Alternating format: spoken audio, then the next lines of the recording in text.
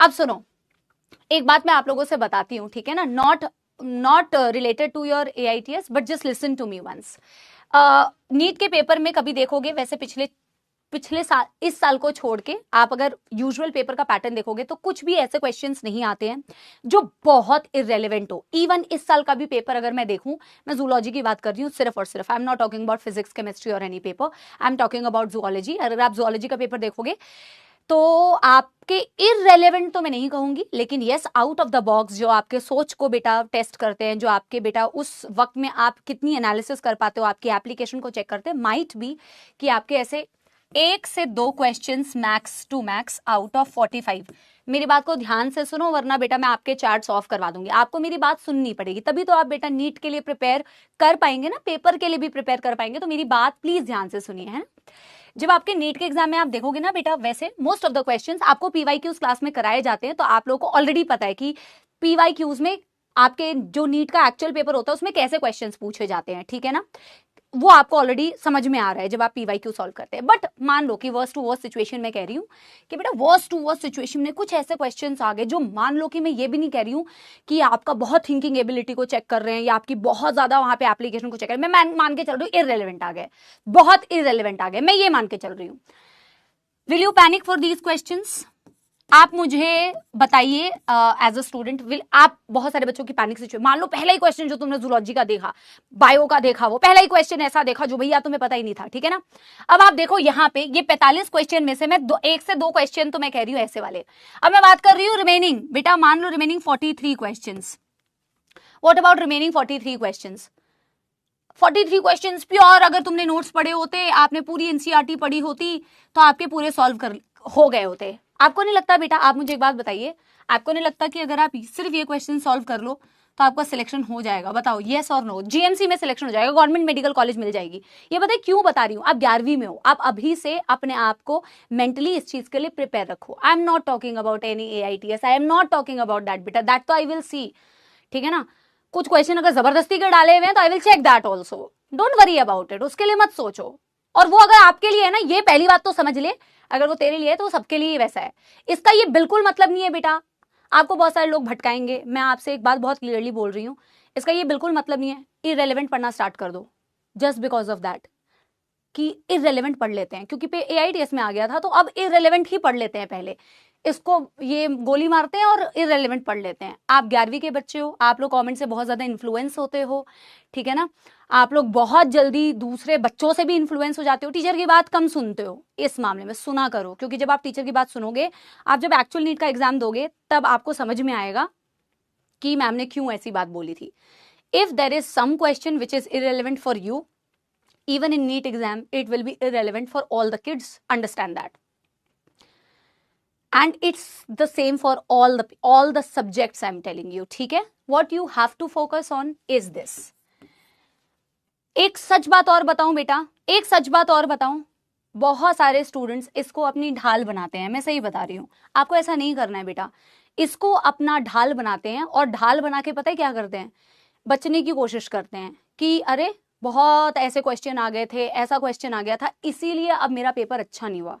मैं जेन्युइनली आपको बता रही हूँ, बात सुनने में खराब लगेगी बट ये सच्चाई है कि ये इसको एज अ शील्ड यूज करते हैं, ये बोलने के लिए कि ये क्वेश्चंस बहुत ऐसे आ गए थे, ऐसे क्वेश्चन आ गए थे। They don't care about these questions, they won't care about, ठीक है।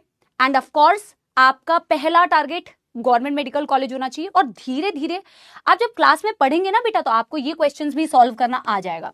क्योंकि नीट के पेपर में आप अगर पेपर चेक करोगे, there is always some questions which will test your deep thinking, your analysis, your concepts, they are not out of NCERT, they are not out of NCERT, they are in depth questions of NCERT, conceptual question of NCERT।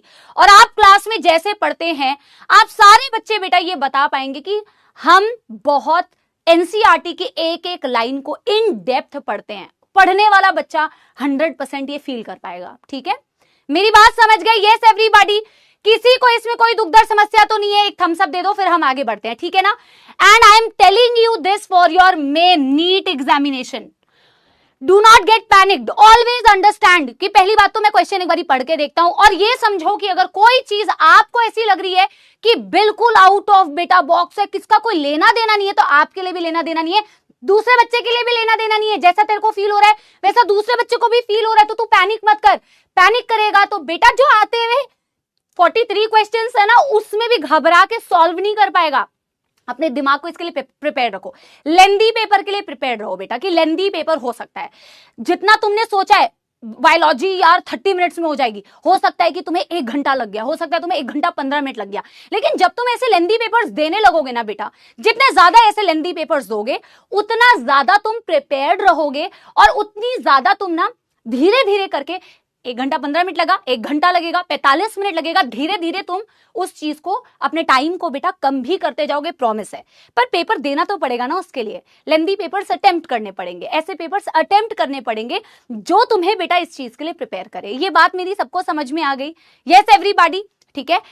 एक announcement जो मैं already वैसे कर चुकी हूं, आप लोगों को पता भी होगा, लेकिन मैं आप लोगों को फिर से बता देती हूं, ठीक है ना। और वो है कि बहुत जल्द, और बहुत जल्द से मेरे कहने का मतलब है फर्स्ट वीक ऑफ अक्टूबर, क्योंकि आप लोगों को बेटा वन शॉट आप बैच में भी बोलते थे। हालांकि मैंने इसी साल जो यकीन बैच में लेक्चर्स दिए थे वो आप लोगों के लिए मैं बैच में दे रही थी, but first week of October में खास करके आप सभी के लिए बेटा वन शॉट लेक्चर्स आएंगे, वन शॉट लेक्चर्स मेरे, और मैं आपके फुल सिलेबस यानी कि फुल जूलॉजी के लेक्चर्स ले रही हूंगी। चैनल में आप लोगों को बेटा बता दूंगी कि कौन सा चैनल है, और ये रिकॉर्डेड सेशंस होंगे।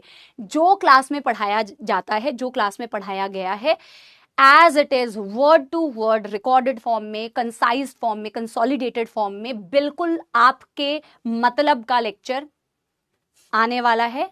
सिर्फ और सिर्फ देखो, अर्जुनास को बहुत ज्यादा रिक्वायरमेंट थी, यकीनियंस को भी बहुत ज्यादा रिक्वायरमेंट थी, और लक्ष्यंस को भी बहुत ज्यादा रिक्वायरमेंट थी। मेरे सारे बैचेस में जो बच्चे थे, क्योंकि आपको यूट्यूब में मेरे आई थिंक उम्मीद के लेक्चर्स मिलेंगे, 2022 के भी मिलेंगे, 3 के भी मिलेंगे, मेरे प्रचंड के भी लेक्चर्स मिलेंगे, लेकिन एक जगह पे मेरे जूलॉजी के फुल सिलेबस के कंप्लीट जूलॉजी बाय समाप्ति मैम आपको नहीं मिलेगा।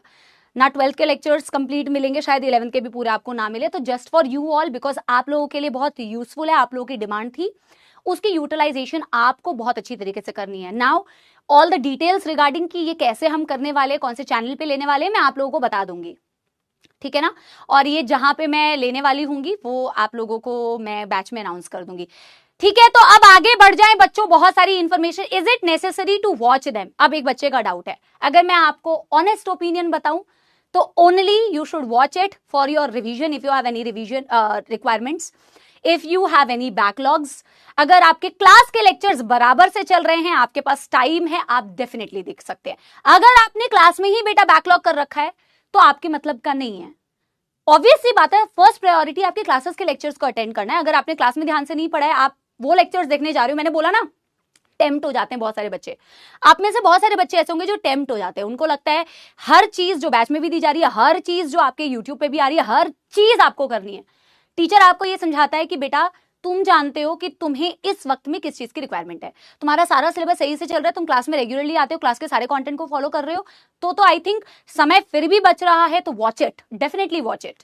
But it is best for covering your backlogs, it is best for your revision, it is best अगर आपको कम समय में फुल क्लास का कंटेंट 100% यूटिलाइज करना। रिकॉर्डेड है, आप अपनी स्पीड में देखो, 1.5 2x अपने according, and every single thing of NCERT will be covered, and I am going to make sure कि आपके लिए सच में बहुत यूजफुल रहे। जब भी आप लेक्चर देखो तो आप अपना फीडबैक जरूर छोड़ देना कि मैम हमें लेक्चर कैसा लगा। वो जब आएगा बेटा तब की बात है, ठीक है ना।